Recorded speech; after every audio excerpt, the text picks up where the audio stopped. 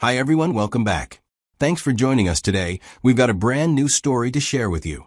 So let's begin. My name is Brian.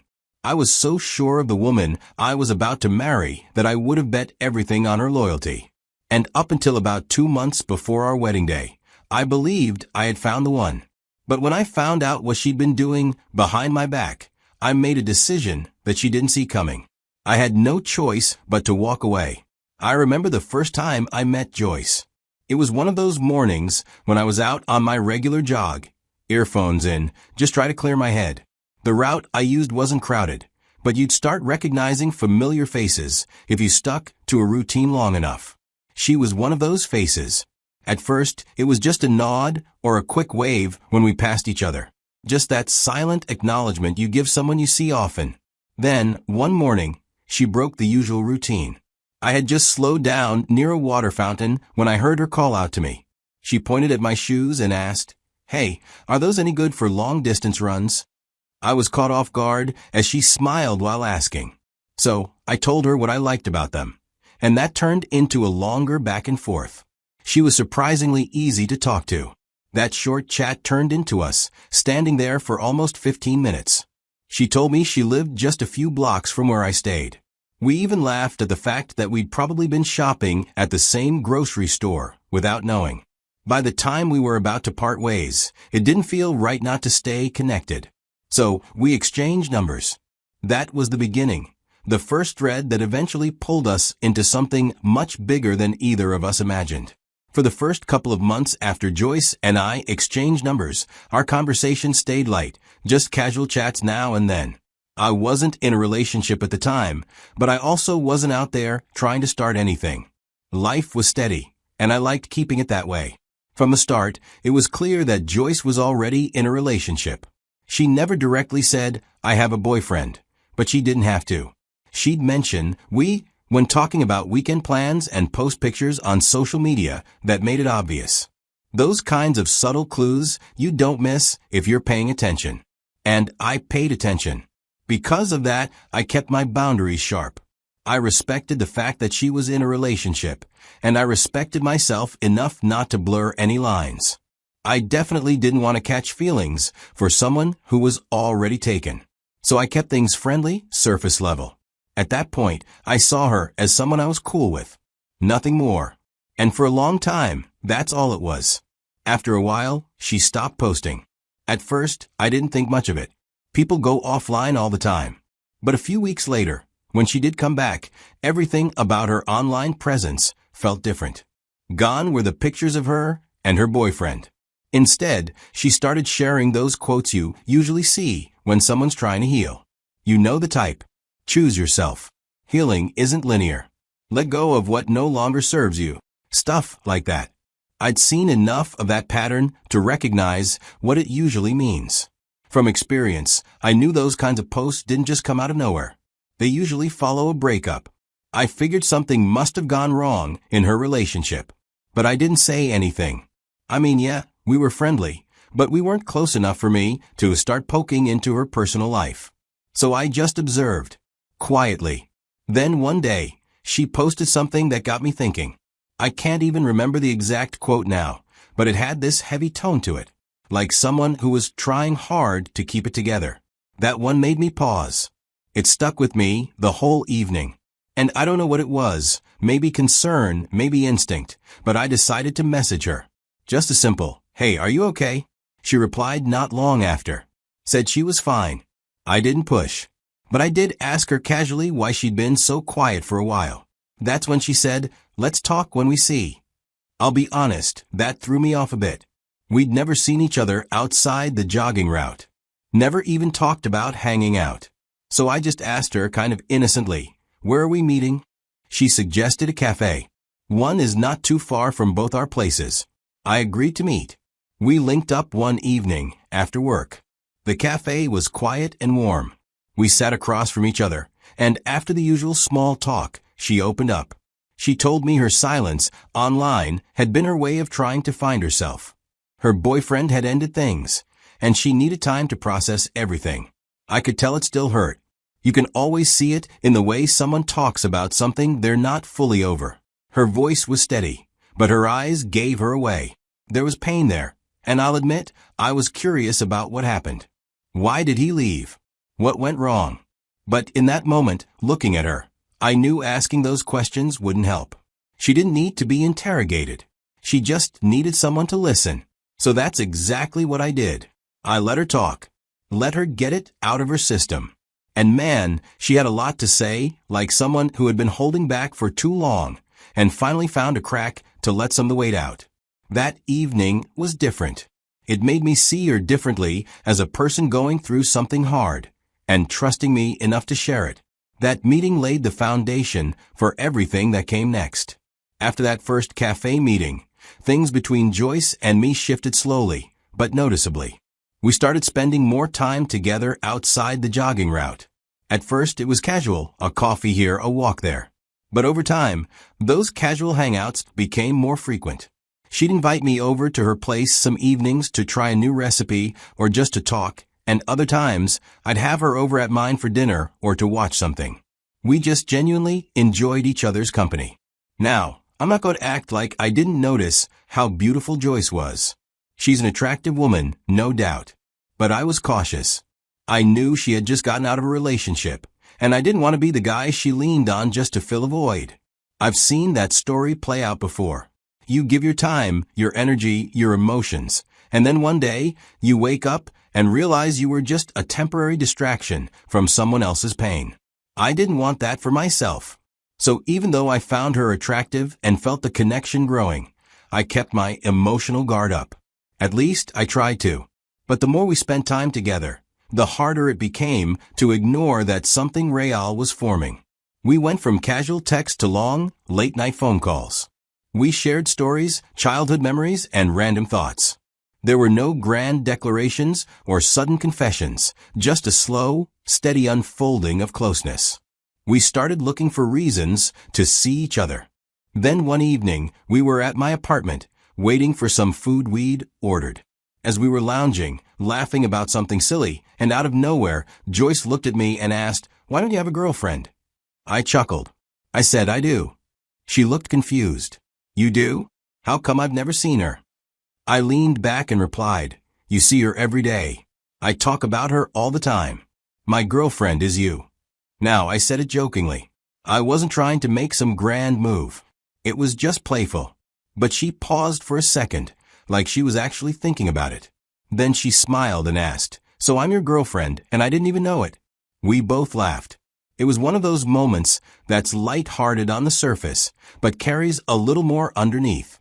After that night, Joyce started being more affectionate, with small touches, longer hugs, and the way she looked at me.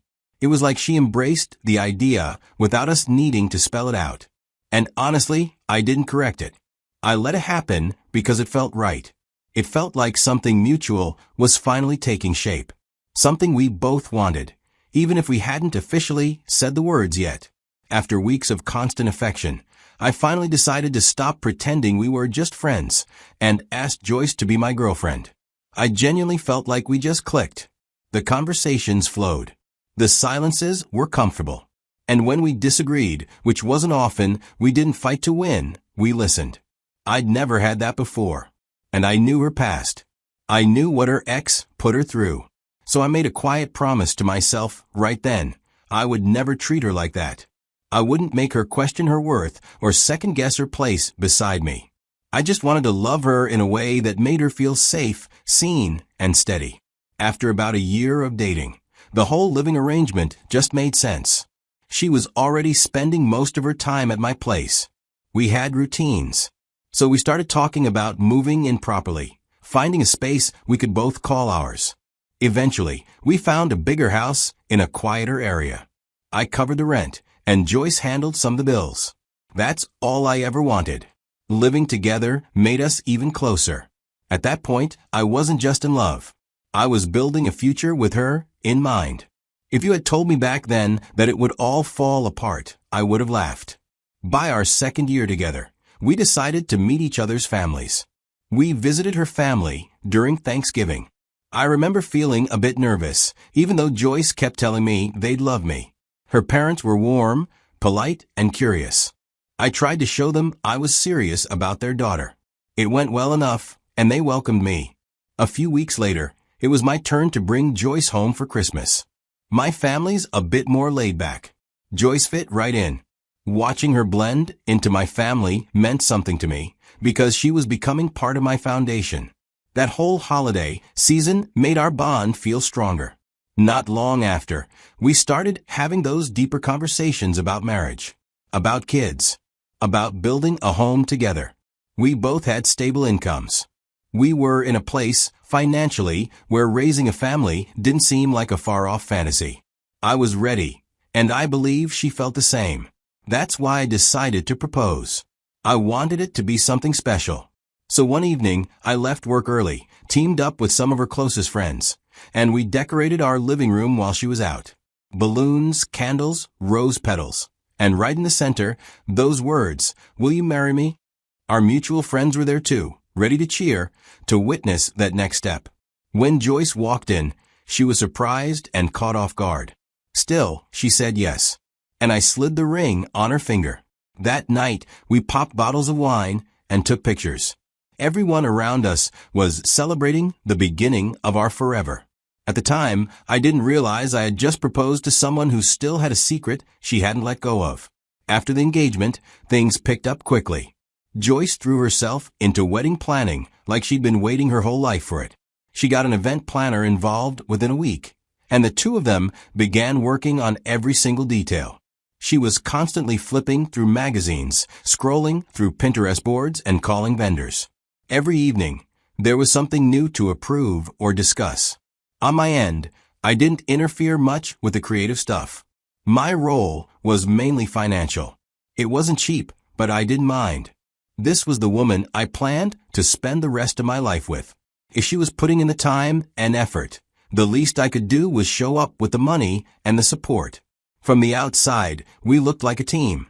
One quiet evening, Joyce had just stepped out to walk a friend to her car. But while she was gone, her phone, left on the couch, began to ring. I'd never gone through her phone, never had a reason to. When I picked the call and said hello, the call ended. I was surprised and wanted to know who had that number, but her phone was locked, of course. But I had seen her type in the code so many times. I tried it, expecting nothing. But the screen unlocked. I went straight to the call log. The number wasn't saved. That made me pause. I tapped into the messages.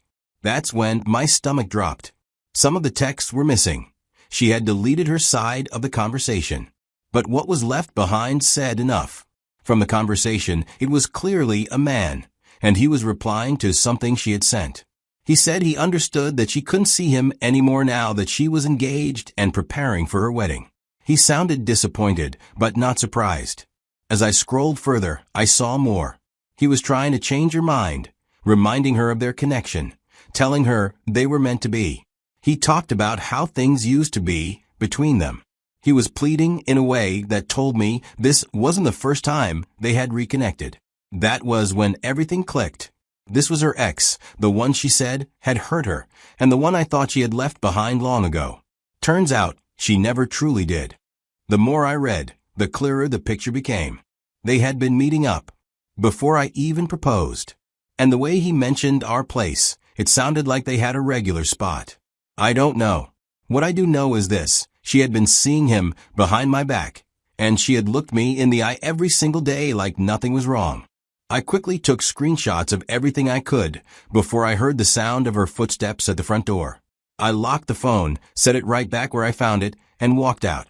I didn't know where I was going, but I sat in my car for what felt like hours, trying to make sense of everything. This wasn't just some random guy. This was someone she said had broken her heart. And now, she was sneaking around with him behind my back, while we were planning a future together. While we were choosing wedding colors and sending out invites. For the next few days, I went through hell quietly. On the outside, I still showed up to work, still made small talk when necessary. But inside, I was crumbling. I couldn't bring myself to confront her right away. It wasn't fear, it was confusion and disbelief. I couldn't understand how someone I loved so deeply, who claimed to love me just as much, could betray me in such a calculated way. This wasn't a mistake, it was deliberate. After sitting with the truth for a week, I realized I couldn't carry the weight of what I knew anymore. The silence was eating me up from the inside. I was still sleeping under the same roof with a woman who had betrayed me. The more I thought about it, the clearer it became. There was no future in this. Not for us. Not for me. So, I made a decision.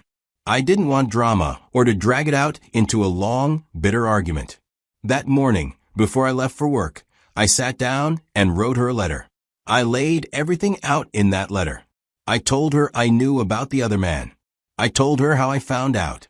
I told her that the wedding was off, that I couldn't go through with marrying someone who had been lying to me with a straight face. But I also gave her a chance to leave quietly. I instructed her to take everything that belonged to her and leave the house before I returned later that evening. I told her clearly that if she didn't, I'd start making calls. I would tell her family, her friends, everyone who needed to know exactly what she had done. I placed the letter where I knew she'd find it, right on the kitchen counter, next to her favorite mug. Then I walked out. A couple of hours later, while I was still at work, my phone started blowing up. It was her. Joyce had found the letter. She was calling nonstop, sending messages one after another, saying she needed to explain that I had it all wrong, that it wasn't what it looked like. But I didn't respond. I had already said what I needed to say. There was nothing left to clarify. I didn't go home that night. I needed space, not just from her, but from the whole situation. I booked a hotel and turned my phone on silent. I knew if I walked through that front door, she'd be sitting there waiting, trying to cry her way out of what she did. And I wasn't interested in hearing rehearsed apologies from someone who only seemed sorry after getting caught. The next day, when I finally did come home, I saw that she hadn't left like I'd asked. Her things were still there. She was still there. She said she wanted to talk, that I owed her a chance to explain herself. But I didn't owe her anything anymore. I told her plainly that she needed to leave, not later, not after another conversation, but now. She didn't argue much after that. She packed up and went back to her parents' house. And just like that, it was over. She had her chance to leave quietly, but she clung to the idea that she could somehow talk her way out of what she did.